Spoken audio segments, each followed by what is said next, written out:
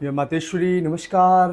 मैं हूं ज्योतिषाचार्य अजीत मिश्रा। आप सभी लोगों का स्वागत है आपके अपने प्रिय चैनल एस्ट्रो अजितेश्वर में। मित्रों, कैसे हैं आप लोग? आशा करता हूं आप लोग बहुत अच्छे होंगे, स्वस्थ होंगे। जैसा कि आप लोगों ने देखा कि थंबनेल में मकर राशि की पूरी समस्याएं अभी तक समाप्त नहीं हो पा रही हैं। शनि की 7:30 29 मार्च 2025 को तकरीबन रात के 10 बजे 7:30 समाप्त हो चुकी है। लेकिन मकर राशि के जातक अभी भी परेशान हैं। विगत जनवरी से ही कहा जाए तो समस्याएं बढ़ गई हैं, अनुभूति हो रही है लोगों को। और मैंने कुछ विशेष कुंडलियों में भी पाया था कि जनवरी के बाद लोगों की समस्याएं बढ़ी हैं, मेंटल टेंशन बढ़ा है। देखिए, सबसे पहले मन में ये विकार आपको निकाल देना है कि शनि की 7:30 चल रही है। शनि की 7:30 पूरी तरह से खत्म है, समाप्त हो गई है। आपको उदासीन नहीं रहना है। अब आपको कर्मठ होकर के, शक्तिशाली बनकर के जीवन में संघर्ष करना प्रारंभ कर देना होगा। लंबे समय तक आपके लिए, आपके सामने सारा संसार खुला मैदान की तरह है। जिस और आगे बढ़ने का कार्य करेंगे उस और आपको सफलता मिलने वाली है। अब आपको तनिक भी समय बर्बाद करने की आवश्यकता नहीं है। जिम्मेदारियों को समझिए, जिम्मेदारी को बोझ नहीं बनने देना है। जिम्मेदारी के साथ आपको अपने कार्य को भी पूर्ण करना है और जो जो समस्याएं आ रही हैं उन समस्याओं से लड़ना होगा, निकलना होगा। अगर कर्ज की समस्या है तो उस कर्ज की समस्या को भी समाप्त करना पड़ेगा। देखिए, शनिदेव आपके लग्न के स्वामी हैं।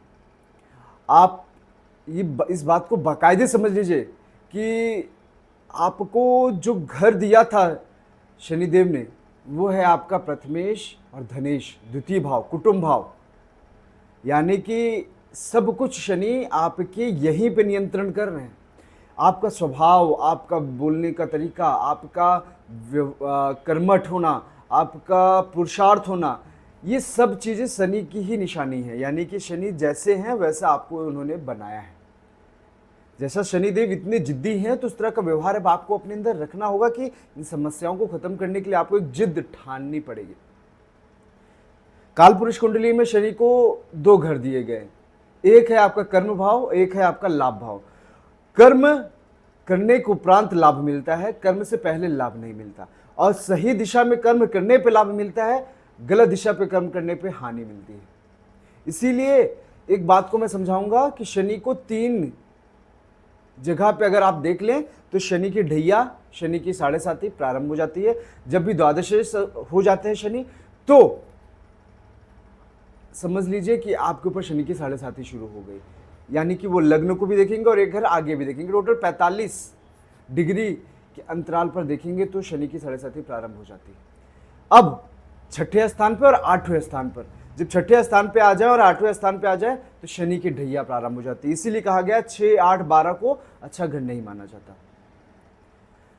अब शनिदेव जिनकी भी कुंडली में प्रथम होकर बैठे हुए हैं, अभी भी थोड़ी सी मन में विकार रहेंगे, अपने आप को पूरी तरह से प्रदर्शन नहीं कर पा रहे हैं।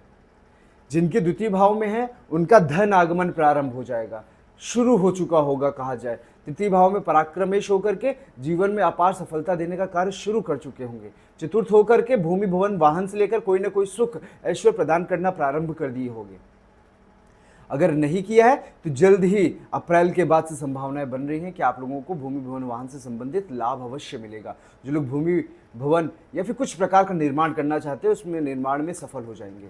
पंचम भाव में जो भी विद्यार्थी कड़ी मेहनत करेगा, इस बात को नोट करके रख लीजिए, उसको कहीं ना कहीं बड़ी सफलता मिलेगी। चाहे वो IAS PCS के जो परीक्षा कर रहे हो, नीट की कर रहे हो या फिर किसी भी एग्जाम्स की कर रहे हो, पूरी मेहनत से कर लग जाइए, सफलता दे देगा शनि। 6ठा भाव रोग रिपु ऋण का है, ये अच्छा नहीं माना जाता। आप वहाँ से देखिए कि शनि और राहु का शापित दोष बना हुआ है, जिसकी वजह से अभी भी लोग थोड़ा सा परेशान है, मेंटली थोड़ा सा टेंशन में है।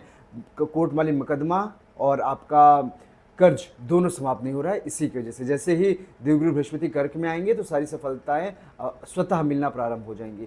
तो ये बहुत लंबे समय तक आपका कर्ज नहीं रहने वाला है। सप्तम भाव में अगर जिन लोगों का विवाह नहीं हो रहा था, विवाह होने की पूर्ण संभावनाएं बनना प्रारंभ हो चुकी हैं। कुछ लोगों का रिश्ता तय होना शुरू हो चुका है। अष्टम भाव थोड़ा सा मेंटल टेंशन अभी भी दे रहा है, डीप मेंटल टेंशन दे रहा है, सुसाइडल थॉट्स दे रहा है। हालांकि अब मैं कहूँगा सुसाइडल थॉट्स नहीं है, लेकिन डीप मेंटल टेंशन जरूर कह सकता हूँ। नवम भाव भाग्य भाव धर्मस्थान, कहीं ना कहीं आपको घुमाने का कार्य शनिदेव ने पिछले 2 साल 2.5 साल में किया था और अभी भी करने का कार्य करेंगे, क्योंकि शनि देख रहे हैं धर्मस्थान पे। तो कहीं ना कहीं आपकी धार्मिक यात्राएं हो सकती हैं और पिता का सेवा करने का कार्य आपको अवश्य करना चाहिए, क्योंकि शनि देख रहे हैं। अगर शनि आपको इस कार्य हेतु दिखते हैं तो आपको सफलता भी आपको जीवन में मिलने से कोई भी नहीं रोक सकता है।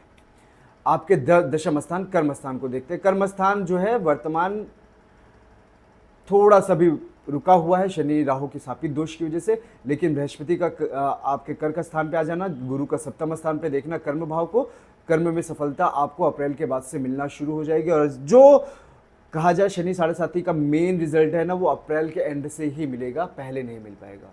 आपके एकादश भाव, कुछ नहीं बोलना है, बिल्कुल लाभ होगा।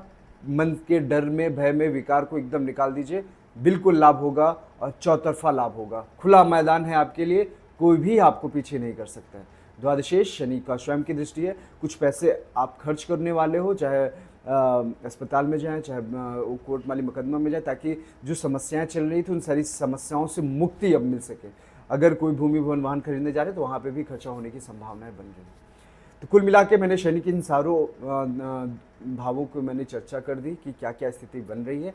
अब बहुत विशेष बुरी परिस्थिति नहीं है, बस आपको खड़े होना है, संघर्ष करने के लिए तैयार होना है और मंत्रों का जाप करना है। अपने आप को जो मैलेफिक ऊर्जा है, नेगेटिव ऊर्जा, उसको निकालने का कार्य प्रारंभ कर देना है।